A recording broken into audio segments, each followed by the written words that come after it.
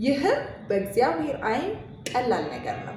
ተመስገን። ዛሬ ቀኑ በጣም ደስ ይላል። ሰላም፣ እንዴት ናችሁ ውድ የመክሊተሰብ ቤተሰቦች? እንግዲህ ይህንን ድንቅ ቻናል ላይክ፣ ሰብስክራይብ እያደረጋችሁ ቤተሰብ ሁሉ ጠቃሚ ነገሮችን እናወራለን ማለት ነው። ዛሬ በጣም በህይወቴ ብዙ ጊዜያት ላይ ከባድ የመሰሉኝ ማያልቅ ምናምን የመሰሉኝ ነገሮች አሳልፌ ያውቃለሁ።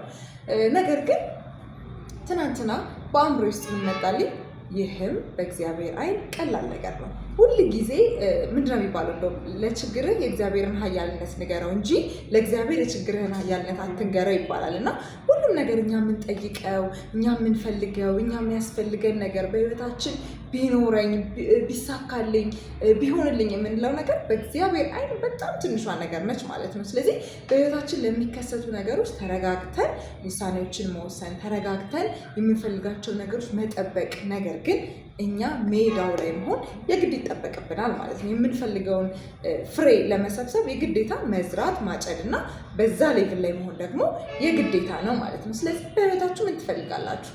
የምር የምትፈልጉት ነገር ለእግዚአብሔር ቀላል ትንሽ ነገር እንደሆነ ታውቃላችሁ? እርግጠኛ ነኝ።